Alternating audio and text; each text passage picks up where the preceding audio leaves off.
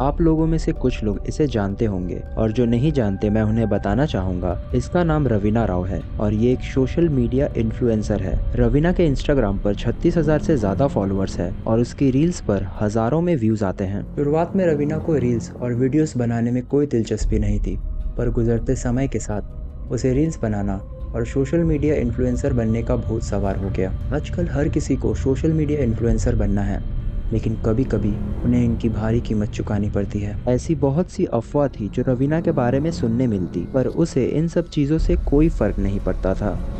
अच्छी माड़ी जिसी भी हूँ अपने आप में हूँ, किसी की हंसती खेलती जिंदगी में आग तो नहीं लाई। अरे मेरे बारे में बोकनियो थोड़ी आवाज ठेल करो अपनी, तारी आवाज तो लिकड़ी पर मेरे कान नाती नहीं आई। हद तो तब हो गई जब उसने रील्स बनाने के लिए अपने पति तक को छोड़ दिया और अलग रहने लगी। लेकिन कुछ दिनों पहले 29 मार्च को रवीना को ये खबर मिलती है कि उसके पति की किसी ने हत्या कर दी है। रवीना डरी सहमी अस्पताल जाती है जहां उसे अपने पति की लाश मिलती है। इस चीज़ से रवीना बहुत टूट गई थी। उस समय रवीना को देख ऐसा लग रहा था वो एक पतिव्रता पत्नी है जो अपने पति से बेइंतहा प्यार करती है। लेकिन यहाँ प्रवीण के परिवार वालों को शक होता है क्योंकि वो जिस रवीना को अभी देख रहे थे वो बिल्कुल भी वैसी नहीं है। लेकिन यहाँ सवाल ये था कि प्रवीण को किसने मारा और उसे मारने के बाद एक गंदे नाले में फेंक दिया। आखिर किसी की इतनी भी क्या दुश्मनी थी। बिलीव मी, जब आप इस केस के बारे में पूरी बात जानेंगे आपका प्यार से विश्वास उठ जाएगा। Let's know the story of a cheater wife. तो शुरू से स्टार्ट करते हैं। The murder of Praveen Yadav.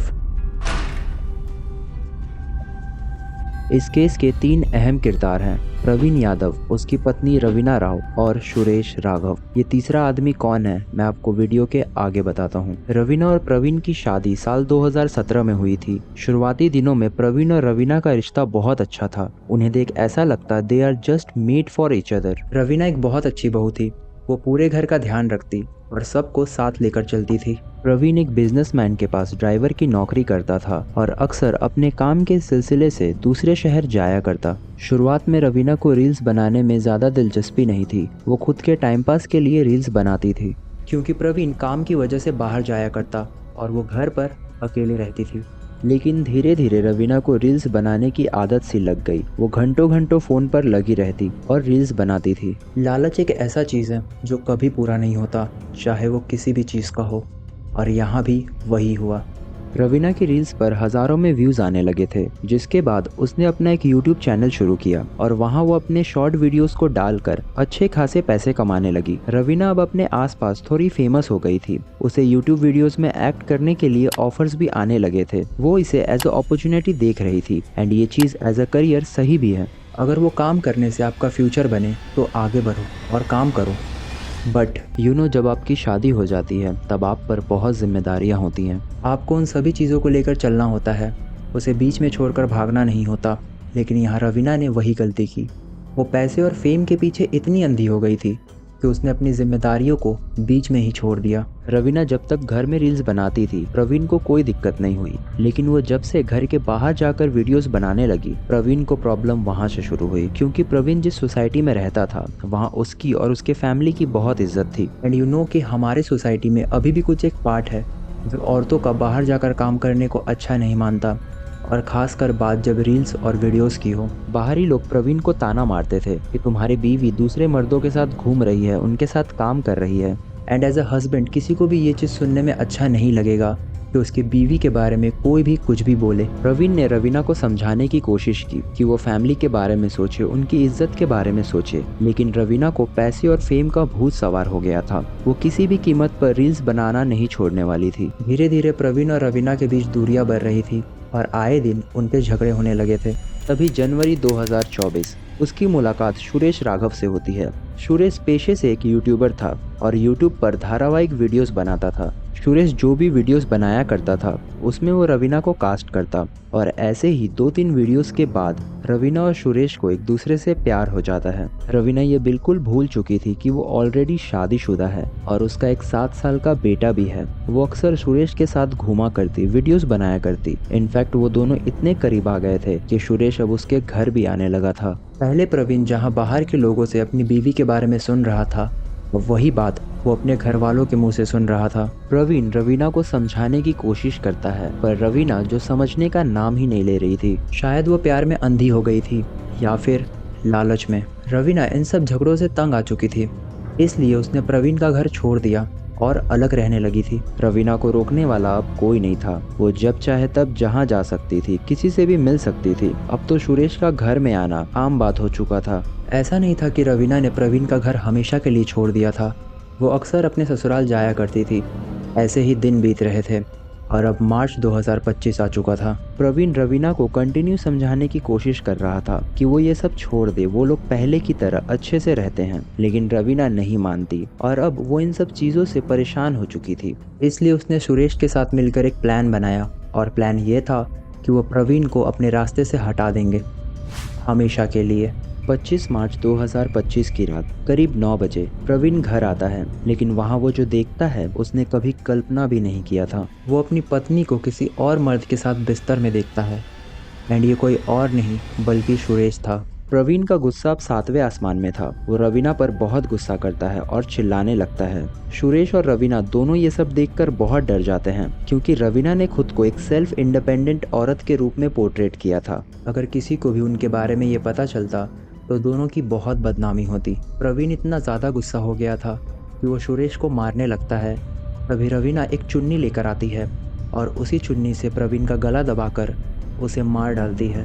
8 साल पहले जिस रिश्ते को जन्मों तक निभाने की कस्में खाई थी, आज रवीना ने उसे ख़त्म कर दिया था। ये सब करने के बाद भी रवीना को कोई रिग्रेट नहीं था, क्योंकि वो दोनों वैसे भी वही चाहते थे। खैर, प्रवीण अब मर चुका था, लेकिन उनके लिए प्रॉब्लम ये थी कि उन्हें लाश को ठिकाने लगाना था। लेकिन उस समय रात के 10 बजे थे और बाहर मोहल्ले के सभी लोग जगे हुए थे। वो दोनों इंतज़ार करते हैं कि जब मोहल्ला पूरी तरह खाली हो जाएगा तब वो लाश को ठिकाने लगाएंगे। प्रवीण के पिता ने मीडिया को इंटरव्यू देते हुए बताया कि जब प्रवीण की हत्या हुई उस समय घर में सिर्फ उनकी छोटी बहू थी और बाकी सारे लोग काम के सिलसिले से घर से बाहर गए हुए थे। उनकी छोटी बहू ग्राउंड फ्लोर पर रहती थी और वहीं प्रवीण अपनी पत्नी के साथ फर्स्ट फ्लोर पर रहता था। इसलिए प्रवीण को जब मारा गया तब उसकी कोई आवाज़ नहीं आई थी, और अगर आई भी होगी तो ग्राउंड फ्लोर पर रहने की वजह से उसने आवाज़ नहीं सुना।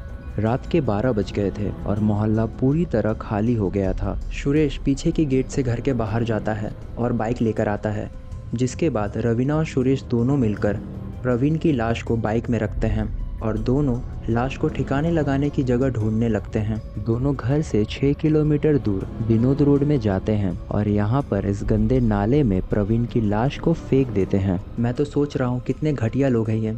लोग मरने के बाद दुश्मन को भी इज्जत देते हैं, लेकिन यहाँ एक बीवी ने अपने ही पति को मारकर उसे गंदे नाले में फेंक दिया। ये औरत यूट्यूब पर धारावाहिक वीडियोस बनाती है, लोगों को ज्ञान देती है, लेकिन खुद के अंदर जो शैतान बैठा है उसका क्या। लाश को ठिकाने लगाने के बाद अगले दिन से रवीना नाटक करना शुरू कर देती है। वो सबको कहती है कि उसका पति अभी तक घर नहीं आया है, लेकिन रवीना शायद ये भूल गई थी कि सच को कितना भी छिपाया जाए वो बाहर ज़रूर आता है। रवीना और सुरेश जब लाश को डंप करने जा रहे थे उस समय रास्ते में जो सीसीटीवी कैमरास थे उनमें दोनों को देखा जा सकता है। अगर आप गौर से देखें तो आपको दिखाई देगा सुरेश हेलमेट पहने हुए बाइक चला रहा है और वहीं पीछे रवीना बैठी हुई है और बीच में प्रवीण है, जिसे सफ़ेद रंग की चादर से ढका गया है और उसके पैर नीचे ज़मीन में घिस रहे हैं। 2 दिन बाद 28 मार्च 2025 कुछ चरवाहे अपनी बकरी को घास खिला रहे थे। तभी उनकी नज़र एक हाथ पर पड़ती है और वो हाथ पानी में तैर रहा था। वो उसके पास जाते हैं जहां उन्हें प्रवीण की लाश मिलती है। फौरन ही पुलिस को इन्फॉर्म किया जाता है, जिसके बाद पुलिस वहां आती है और लाश को अपने साथ लेकर चली जाती है। पुलिस को उस लाश के पर्स में रखा ड्राइविंग लाइसेंस मिलता है, जिससे उन्हें प्रवीण का नाम पता चलता है। अगले दिन यानी 29 मार्च को पुलिस अखबार में इश्तिहार छपवाती है कि उन्हें विनोद रोड पर एक आदमी की लाश मिली है जिसका नाम प्रवीण यादव है। प्रवीण के घर वाले जैसे ही ये खबर पढ़ते हैं वो तुरंत अस्पताल जाते हैं, जहां उन्हें अपने बेटे की लाश मिलती है। परिवार ये देखकर सदमे में था, क्योंकि 3 दिन पहले ही उन्होंने अपने बेटे को जिंदा देखा था और अब वो उसकी लाश के सामने खड़े थे, लेकिन यहाँ उन्हें एक और चीज खटक रही थी, रवीना का बर्ताव। वो जिस तरह बातें पुलिस के सामने कर रही थी वो उनके लिए नया था। पुलिस लगातार कोशिश कर रही थी कि वो खूनी को पकड़ सके, लेकिन उन्हें कोई क्लू नहीं मिल रहा था। इधर प्रवीण के परिवार वालों को शक था कि जरूर उनकी बहू ने ही उनके बेटे को मारा है। वे लोग अपने घर से विनोद रोड तक जाने वाले सारे सीसीटीवी कैमरास को चेक करते हैं और वहाँ उन्हें सबूत मिलता है। 26 मार्च की रात करीब 12 बजे उनके घर के पास एक बाइक आता है जिसमें 3 लोग सवार होकर विनोद रोड की तरफ जा रहे हैं, लेकिन बीच में जो शख्स बैठा हुआ है उसे चादर से ढका गया था और उसके पैर नीचे जमीन में घिस रहे थे। प्रवीण के घर वाले फौरन समझ जाते हैं कि ये कोई और नहीं बल्कि उनका बेटा है। इस कैमरे में सुरेश और रवीना प्रवीण की लाश को 1 बजे के करीब ले जा रहे थे और करीब 2 बजे वो मोहल्ले में वापस आते हुए दिखाई देते हैं। प्रवीण का परिवार ये सबूत लेकर सीधे पुलिस के पास जाता है, जिसके बाद रवीना और सुरेश को अरेस्ट किया जाता है और उनसे पूछताछ होती है। पहले तो वो दोनों साफ मना कर देते हैं कि उन्होंने ये जुर्म नहीं किया है, लेकिन पुलिस जैसे ही थोड़ी सख्ती दिखाती है वो अपना जुर्म कबूल करते हैं और साथ ही ये एडमिट भी करते हैं कि उनका अफेयर चल रहा था, जिसके कारण उन्होंने प्रवीण को मार डाला। आजकल सोशल मीडिया पर हर किसी के 2 चेहरे हैं, एक कैमरा के सामने और दूसरा कैमरा के पीछे, जो उनका असली चेहरा है। मुझे ये नहीं समझ आता कि लोग क्राइम करने से पहले ये क्यों नहीं सोचते कि उनके ये कदम उठाने से कितनी लोगों की ज़िंदगी बर्बाद होगी। प्रवीण और रवीना का एक बेटा भी है जो सिर्फ 7 साल का है। अब उसका क्या होगा? क्या रवीना ने ये सोचा? पिता का साया उसके सर से चला गया, लेकिन साथ ही माँ का साया भी छूट गया।